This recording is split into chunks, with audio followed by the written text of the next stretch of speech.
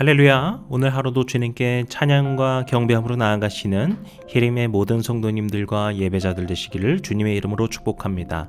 11월 30일 토요일 아침 예배를 주님 앞에 드리겠습니다. 다 함께 조용한 기도 드리시겠습니다. 우리의 참 소망이 되시사 우리를 주의 그 거룩한 길로 인도하여 주시고 우리를 품어주시사 주님의 그 사랑 안에 거하게 하여 주시는 사랑과 능력의 아버지 하나님, 오늘도 주님을 찬양하고 경배할 수 있는 이 모든 것들을 허락하신 주님의 그 은혜에 감사드립니다. 오늘 우리가 함께 예배하는 이 시간을 통하여서 주님의 그 말씀을 또한 받아 우리 마음 가운데 심어가는 그 과정들을 통하여서 오직 주님의 마음이 우리 가운데 꽃피게 하여 주시고 그렇게 주님의 사람으로 거듭나 살아갈 수 있는 모든 예배자들 될 수 있도록 우리를 축복 가운데 거하게 하여 주시옵소서. 오늘 예배 찬양받기 이 예배의 모든 것을 받기 합당하신 주님께 경배 올려드리오며 모든 말씀 예수님의 이름으로 기도드렸습니다. 아멘. 오늘 함께 고백할 시편의 찬양은 시편 32편 6절에서 7절까지의 말씀입니다. 이로 말미암아 모든 경건한 자는 주를 만날 기회를 얻어서 주께 기도할지라. 진실로 홍수가 범람할지라도 그에게 미치지 못하리이다. 주는 나의 은신처이오니 환난에서 나를 보호하시고 구원의 노래로 나를 두르시리이다. 아멘. 오늘 우리에게 주시는 하나님의 말씀은 호세아서 11장 1절에서 11절까지의 말씀입니다. 이스라엘이 어렸을 때 내가 사랑하여 내 아들을 애굽에서 불러냈거늘 선지자들이 그들을 부를수록 그들은 점점 멀리하고 바알들에게 제사하며 아로새긴 우상 앞에서 분향하였느니라. 그러나 내가 에브라임에게 걸음을 가르치고 내 팔로 안았음에도 내가 그들을 고치는 줄을 그들은 알지 못하였도다. 내가 사람의 줄 곧 사랑의 줄로 그들을 이끌었고 그들에게 대하여 내 그 목에서 멍에를 벗기는 자 같이 되었으며 그들 앞에 먹을 것을 두어놓으라. 그들은 애굽 땅으로 되돌아가지 못하겠거늘 내가 돌아오기를 싫어하니 아수르 사람이 그 임금이 될 것이라. 칼이 그들의 성읍들을 치며 빗장을 깨뜨려 없이 하리니 이는 그들의 계책으로 말미암음이니라. 내 백성이 끝끝내 내게서 물러나나니 비록 그들을 불러 위에 계신 이에게로 돌아오라 할지라도 일어나는 자가 하나도 없도다. 에브라임이여 내가 어찌 너를 놓겠느냐. 이스라엘이여 내가 어찌 너를 버리겠느냐. 내가 어찌 너를 아드마같이 놓겠느냐. 내가 어찌 너를 스보임같이 두겠느냐. 내 마음이 내 속에서 돌이키어 나의 긍휼이 온전히 불붙듯 하도다. 내가 나의 맹렬한 진노를 나타내지 아니하며 내가 다시는 에브라임을 멸하지 아니하리니 이는 내가 하나님이요 사람이 아님이라. 내 가운데 있는 거룩한 이니 진노함으로 내게 임하지 아니하리라. 그들은 사자처럼 소리를 내시는 여호와를 따를 것이라. 여호와께서 소리를 내시면 자손들이 서쪽에서부터 떨며 오되 그들은 애굽에서부터 새같이 아수르에서부터 비둘기같이 떨며 오리니 내가 그들을 그들의 집에 머물게 하리라. 나 여호와의 말이니라. 아멘. 어제 우리는 이스라엘의 죄악을 고발하고 또 그 죄로 인해 심판을 받을 것이라는 하나님의 엄중한 경고에 대해 보았습니다. 이스라엘이 얼마나 죄악으로 가득하여 하나님을 떠나 있는지를 보았죠. 그리고 그럼에도 불구하고 여전히 이스라엘이 주님께로 돌아오기를 바라시는 하나님의 마음에 대해서도 살펴보았습니다.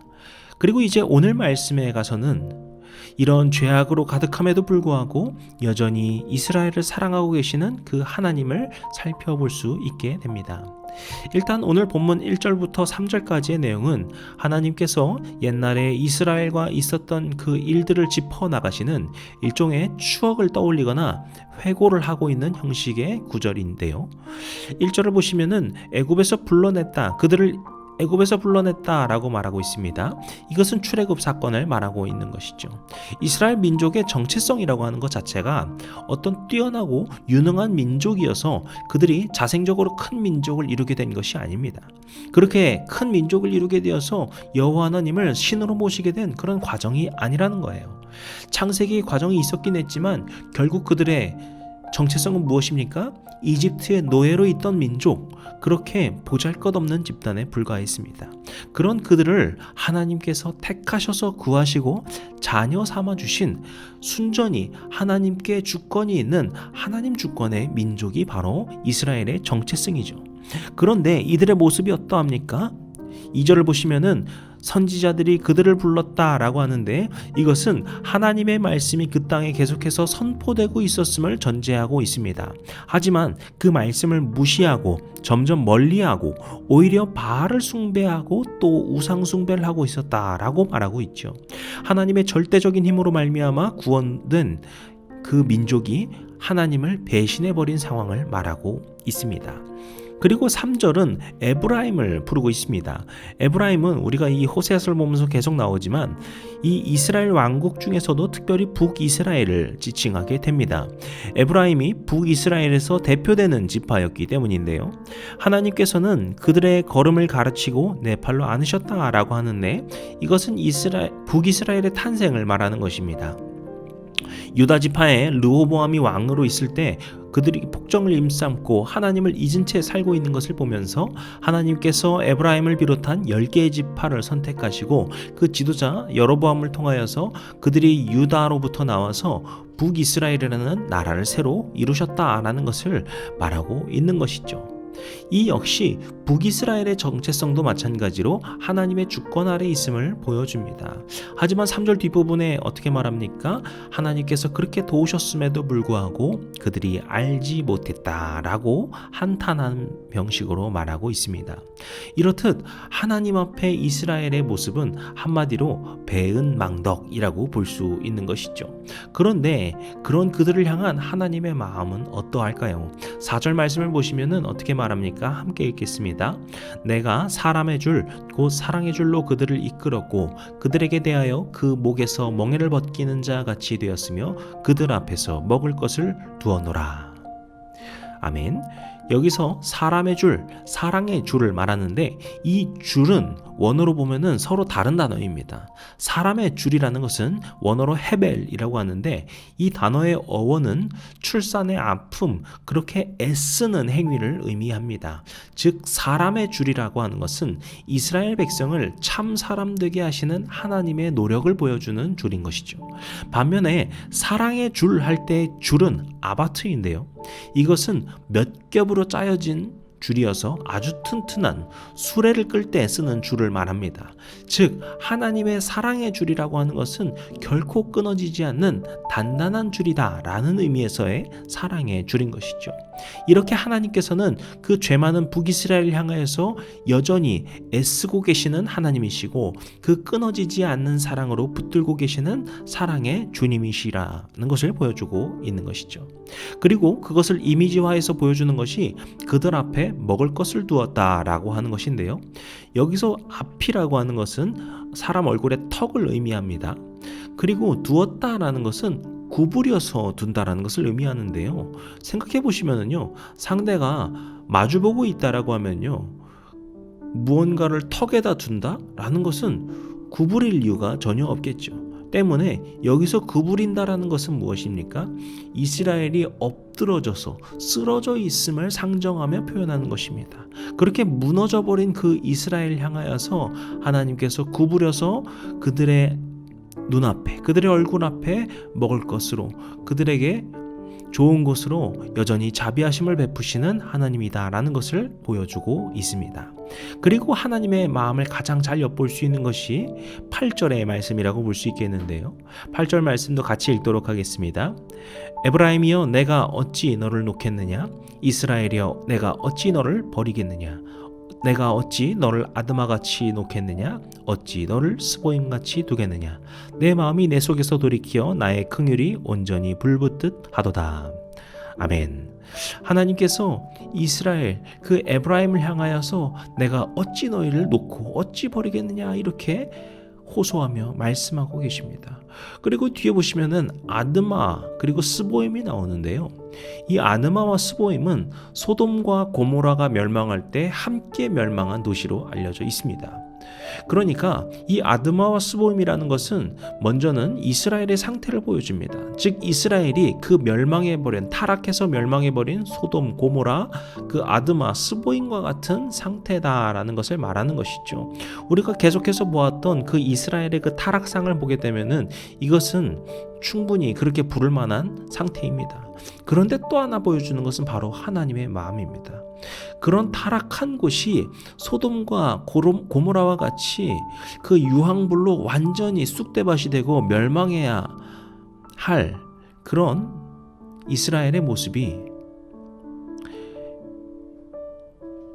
하나님의 그 사랑과 그 하나님의 그 자비하심이 있기 때문에 그 주의 백성들을, 그 주의 자녀들을 향한 그 자비하심이 여전히 남아 계시기 때문에 그들처럼 멸망시킬 수 없음을, 그렇게 그들을 여전히 사랑하고 계심을 주님께서 보여주고 있습니다. 전 이것이 우리의 믿음 생활 가운데 정말 중요한 것이다 라고 생각이 됐는데요. 우리가 주님의 자녀로서 절대 잊지 말아야 될 것이 있다면 바로 주님의 그 크신 사랑의 그 경험을 우리는 잊지 말아야 할 것입니다.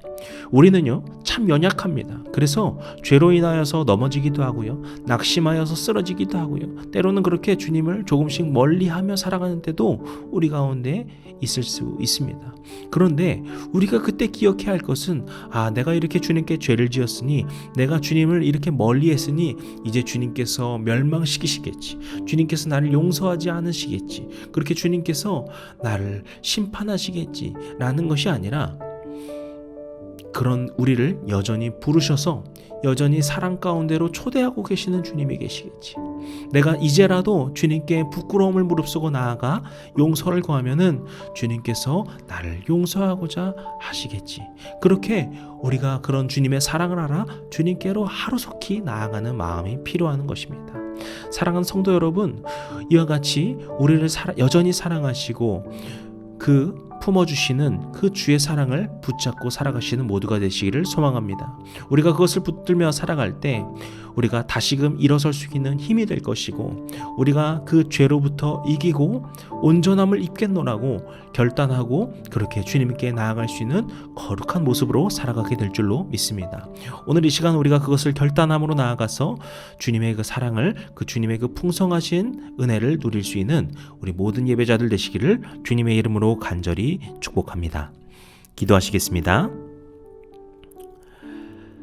사랑과 은혜와 자비하심과 평강의 아버지 하나님, 오늘 주님께서 이 북이스라엘, 그 죄 많고 타락한 그 북이스라엘을 여전히 사랑하고 계시는 그 사랑이 어찌나 큰 것인지를 다시 한번 묵상할 수 있었습니다. 호세아가 고멜을 맞이하여서 그 여인을 끝까지 용서하고 사랑하는 모습이 바로 주님께서 우리를 사랑하고 계시는 그러한 모습인 줄로 믿습니다. 그렇기 때문에 우리가 죄를 더욱더 지으며 살아야 되는 것이 아니라, 그렇게 살아도 되는 것이 아니라, 그렇기에 지금이라도 하루속히 그 죄를 떠나고 그 사랑의 주님 앞에 나아갈 수 있는 그러한 결단으로, 그러한 고백으로 나아가는 모두가 되게 하여 주시옵소서. 그렇게 우리의 오늘 하루의 삶이 주님께 더욱더 가까워질 수 있는 거룩한 삶의 예배가 될 수 있도록 축복하여 주시옵소서. 모든 말씀 예수님의 이름으로 기도드렸습니다. 아멘. 이제 우리 주기도문 함께 드리심으로 오늘 예배를 마치도록 하겠습니다. 하늘에 계신 우리 아버지여, 이름이 거룩히 여김을 받으시오며 나라의 마옵시며 뜻이 하늘에서 이룬 것 같이 땅에서도 이루어지이다. 오늘날 우리에게 일용할 양식을 주옵시고, 우리가 우리에게 죄진 자를 사하여 준 것 같이 우리의 죄를 사하여 주옵시고, 우리를 시험에 들게 하지 마옵시고 다만 악에서 구하옵소서. 나라와 권세와 영광이 아버지께 영원히 있사옵나이다. 아멘.